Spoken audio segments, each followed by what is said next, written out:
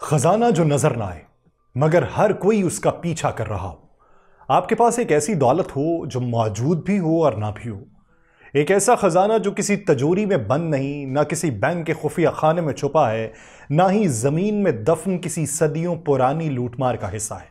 ये दौलत सिर्फ एक लिंक में, एक खुफिया कोड में या एक बज़ाहिर मामूली सी ड्राइव में कैद है।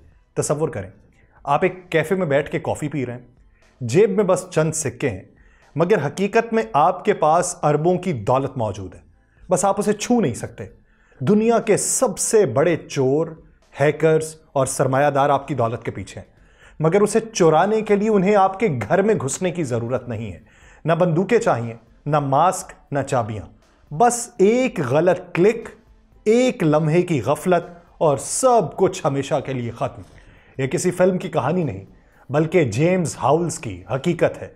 वो शख्स जो जानता है कि वो अरबों का मालिक है, मगर उसका खजाना जमीन में दफन किसी राज की तरह गुम हो चुका है।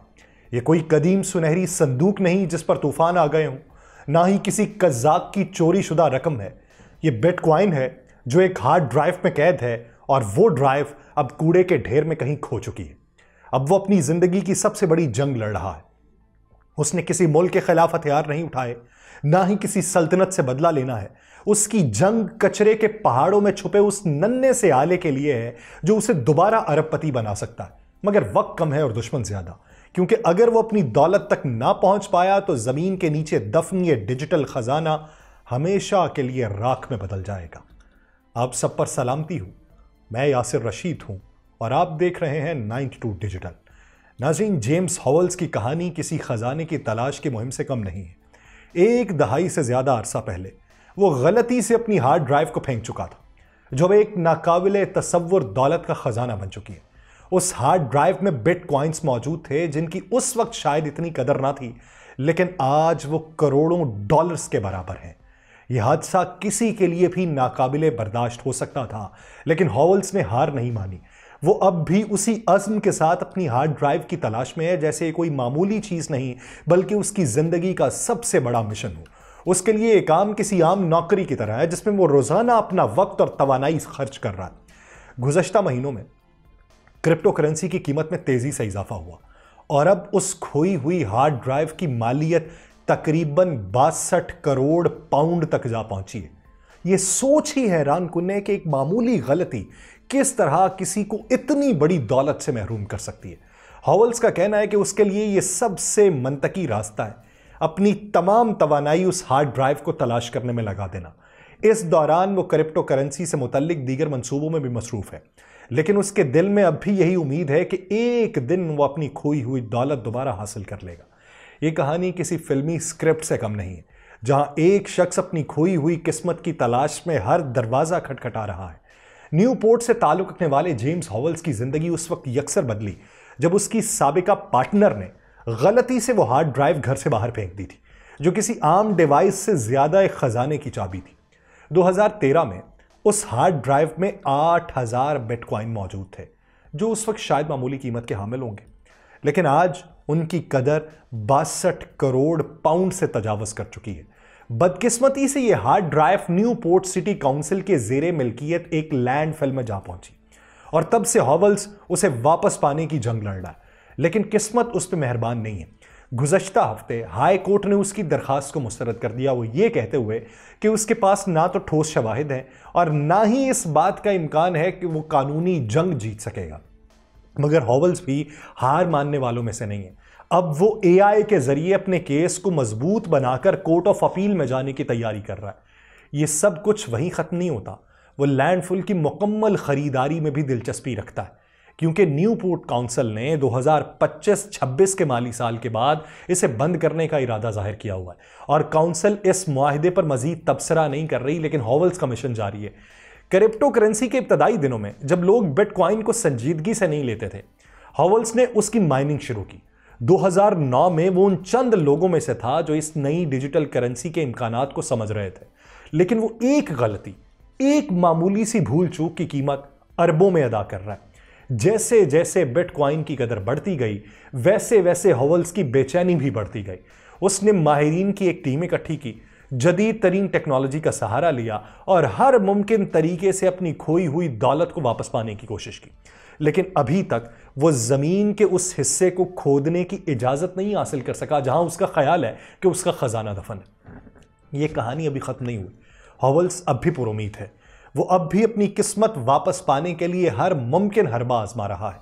यह महज एक हार्ड ड्राइव की तलाश नहीं है, ये एक ख्वाब, एक जिद और एक ऐसी जंग है जिसमें जीत सिर्फ एक आदमी की नहीं बल्कि उन सब की होगी जो किसी खोई हुई चीज को वापस पाने के लिए सरगर्दा है। जेम्स हॉवेल्स की यह कहानी किसी खजाने की तलाश के क्लासिकी किस्से से कम नहीं है। फर्क सिर्फ यह है कि यह खजाना सोने या जवाहरात का नहीं बल्कि डिजिटल करेंसी का है। वो एक ऐसी हार्ड ड्राइव की बाजियाबी के लिए बरसों से लगा हुआ है जो करोड़ों पाउंड मालियत के बिटकॉइंस का राज अपने अंदर छुपाए हुआ है। हॉवेल्स ने बार बार न्यूपोर्ट सिटी काउंसिल से दरखास्त की कि उन्हें इस लैंडफिल तक रसाई दी जाए जहां उसका मानना है कि उसकी हार्ड ड्राइव दफन है। वो काउंसिल को उस खोए हुए खजाने में से हिस्सा देने पर भी आमादा हो गया था, मगर काउंसिल के कवानीन और माहौलियाती जवाबित आड़े आ गए। ये मामला अदालत तक पहुंचा जहां काउंसिल ने हाई कोर्ट से दरखास्त की कि केस को ट्रायल से पहले ही खारिज कर दें। उनका मौक़िफ़ यह है कि उनके माहौलियाती परमिट के तहत लैंडफिल की खुदाई की इजाज़त नहीं दी जा सकती क्योंकि उससे इलाके पर मनफी माहौलियाती असरात मुरतब होंगे। मगर हॉवेल्स जो अपनी तकदीर को किसी सूरत दफन होने देने के लिए तैयार नहीं है, अब भी नई राहें तलाश कर रहा है। उसके पास दो बड़े ऑप्शन हैं, या तो वो कोर्ट ऑफ अपील में जाकर अपना मुकदमा मजबूत अंदाज में पेश करे या सरमायाकारों के साथ मिलकर उस पूरी लैंडफिल साइट को खरीदने की कोशिश कर ले। दिलचस्प मोड़ यह है कि न्यूपोर्ट काउंसिल ने ऐलान कर रखा है कि यह साइट अपनी मुद्दत पूरी कर चुकी है और वह इसे अगले 2 साल में बंद करने का इरादा रखते हैं।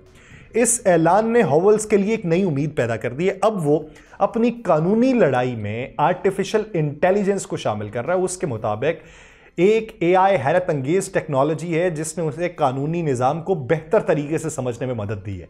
वो अपने केस के हक में 7 मजबूत कानूनी निकात तैयार कर चुका है जिसे वो खुद अदालत में पेश करेगा। यह मामला अब सिर्फ एक खोई हुई हार्ड ड्राइव की तलाश से बढ़ के कानून, टेक्नोलॉजी और जिद की जंग बन चुका है। हॉवेल्स के ख्वाब और हिम्मत के सामने सवाल यह है कि क्या वो आखिरकार अपनी खोई हुई किस्मत को दोबारा पा सकेगा या ये बिटकॉइंस हमेशा के लिए जमीन की तह में दफन रहेंगे। ये केस अब सिर्फ एक गुमशुदा हार्ड ड्राइव की तलाश से बढ़ के कानूनी पेचीदगियों और इंसाफ के उसूलों का इम्तिहान बनता जा रहा है। हॉवेल्स ने अपनी आखिरी उम्मीदों के साथ इस मामले को कोर्ट ऑफ अपील में ले जाने की तैयारी की और उसका बुनियादी मौक़िफ़ काउंसिल के लैंडफिल बंद करने के मंसूबे पर मरकूज है। उसके मुताबिक हाई कोर्ट के ट्रायल के दौरान यह अहम मालूमात जज और उनके इल्म में आनी चाहिए थी कि काउंसिल खुद इस साइट को बंद करने का इरादा रखती है। वो दलील देता है कि अगर ये मालूमात वक्त पर सामने आती तो केस की नौइयत ही मुख्तलिफ होती। हॉवेल्स ने इस सूरत हाल को अपने हक में इस्तेमाल करने का फैसला किया। वो काउंसिल को पेशकश कर रहा है कि अगर उन्हें लैंडफिल खरीदने और खुदाई की इजाजत दी जाए तो वह इस जमीन को मुकम्मल तौर पे साफ करके ना सिर्फ अपनी हार्ड ड्राइव तलाश करेगा बल्कि काउंसिल को इस मकाम की बंदिश और देखभाल के भारी अखराजात से भी बचाएगा। उसका मौक़िफ़ है कि हर चीज़ रीसाइकिल हो जाएगी, ज़मीन खाली कर दी जाएगी और आखिर उनके हाथ में वो कीमती हार्ड ड्राइव होगी जिसमें वो दौलत छुपी है जो उसे 1 दहाई से बेचैन किए हुए। लेकिन कानूनी पेचीदगियां उस वक्त और बढ़ी जब हाई कोर्ट के मुकदमे में काउंसिल ने यह मौक़िफ़ इख्तियार किया कि लैंडफिल में फेंका गया कोई भी सामान खुद ब खुद उनकी मिल्कियत बन जाता है। इस दलील पर हॉवेल्स का सख्त रद्द-ए-अमल सामने आया। उसने कहा यह फैसला इस हकीकत को नज़रअंदाज करता है कि हार्ड ड्राइव को उनकी साबिका पार्टनर ने उनकी इजाज़त के बगैर बाहर फेंका था, यानी ये इनकी तरफ से जानबूझकर तर्क किया गया सामान नहीं था। यह मामला कानूनी पेचीदगियों, टेक्नोलॉजी और जिद की गैर मामूली कहानी में तब्दील हुआ। हॉवेल्स के लिए सिर्फ बिटकॉइन की तलाश नहीं है बल्कि एक उसूली जंग है। अब देखना यह है कि आया वो अदालत में अपनी दलील को साबित कर पाएगा या ये डिजिटल खजाना हमेशा के लिए मट्टी में दफन रह जाएगा। डिजिटल खजाने की जो तलाश है, हॉवेल्स के लिए लड़ाई हार्ड ड्राइव की नहीं है, एक उसूल की है, एक ख्वाब की है और शायद एक जिद की भी है। वो अपनी खोई हुई किस्मत को बाजियाब करने के लिए हर मुमकिन रास्ता इख्तियार कर रहा है, चाहे वो कानूनी रास्ता हो या मालियाती हो। उसने ऐलान कर दिया है कि अगर खोदने की इजाज़त ना मिली तो वह इस साइट को ख़रीदने की कोशिश करेगा। इस मकसद के लिए उसने दुनिया भर के सरमायाकारों से राबिता किया जिनमें मशरक़ वस्ता और अमरीका के बड़े मालियाती इदारे शामिल थे। उसके मुताबिक अगर काउंसिल साइट फ़रोख्त करने पर आमादा हो जाए तो फंडिंग फौरी तौर पर दस्तयाब हो सकती है। लेकिन यह मामला शायद इतना भी आसान नहीं है जितना हॉवेल्स समझ रहा है। न्यूपोर्ट काउंसिल ने अब तक ऐसा कोई इंदिया ही नहीं दिया कि वो ये ज़मीन बेचने में दिलचस्पी रखते हैं। उसके बरक्स काउंसिल ने इस जगह के ऊपर शमसी तवानाई का मंसूबा शुरू करने के लिए मंजूरी हासिल कर ली है, यानी ये ज़मीन मुस्तकबिल में किसी और मकसद के लिए इस्तेमाल की जा सकती है। हॉवल्स, जो गुज़श्ता कई बरसों से अपनी हार्ड ड्राइव की तलाश में कानूनी जंग लड़ रहा है, पुरुमीद है कि वो अपने हक में फैसला हासिल कर लेगा। वो पूरा एतमाद है कि ये ख़जाना अभी भी लैंडफिल की ज़मीन में दफन है, जहां तकरीबन 14 लाख टन कचरा मौजूद है। उसके मुताबिक उसने वहां एक साबिका साइट मैनेजर से बात की और अपनी तहकीक की बुनियाद पे वो यकीन रखता है कि उसकी हार्ड ड्राइव अब भी वहीं कहीं मौजूद है। जब उससे ये पूछा गया कि आया वो कभी इस मिशन से पीछे हटेगा, तो उसने जवाब दिया, बिल्कुल नहीं। ये बिल्कुल वैसे ही है जैसे ब्रेव हार्ट में आखिरी जंग हो। मैं आखिरी वक्त तक अपनी हार्ड ड्राइव के लिए लड़ूंगा। ये मामला अब सिर्फ बिटकॉइन की तलाश तक महदूद नहीं है। देखिए कि क्या हॉवल्स अपनी किस्मत वापस हासिल कर पाएगा। बिटकॉइन जो है 2008 में एक नामालूम शख्सियत सतोशी नाकामोटो ने बिटकॉइन के तसव्वुर पर मबनी एक तहकीकाती मकाला शाया किया था, जो शायद ही किसी ने सोचा होगा कि ये डिजिटल करेंसी एक दिन आलमी मईशत में हलचल मचा देगी। उस वक्त सिर्फ चंद लोग, जिन्हें साइफर पिंक्स कहा जाता है, इस तसव्वुर को समझने और अपनाने के लिए तैयार थे। अगरचे बिटकॉइन पहली क्रिप्टो करेंसी नहीं थी, लेकिन उसने एक ऐसी तहरीक को जन्म दिया जिसने आलमी मालियाती निज़ाम के बुनियादी उसूलों को चैलेंज किया। शुरू में इसकी कीमत मामूली थी। 2016-17 में इसने पहली बड़ी छलांग लगाई और फिर 2020 में कोविड वबा के दौरान सरमायाकारी की एक नई लहर ने इसे आसमान तक पहुंचा दिया। जैसे जैसे क्रिप्टो करेंसी की दुनिया में सरमायाकारी का रुझान बढ़ा, वैसे ही बहुत से लोग रातों रात अमीर हो गए, मगर कुछ के लिए यह ख्वाब भयानक हकीकत में बदल गया, क्योंकि मार्केट की गैर मुतवक्के तब्दीलियों ने कई सरमायाकारों को शदीद नुकसान पहुंचाया।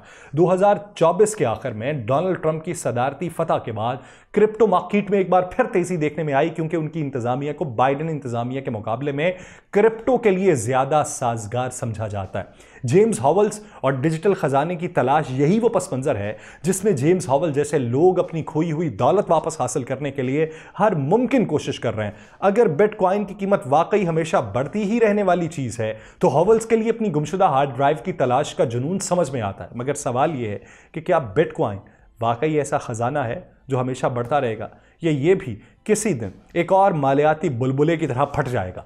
हॉवल्स के लिए इसका जवाब शायद जमीन के नीचे एक लैंडफिल में दफन है, एक ऐसा राज जो सिर्फ वक्त ही खोल सकता है। मुझे दीजिए इजाजत। अल्लाह निगहबान।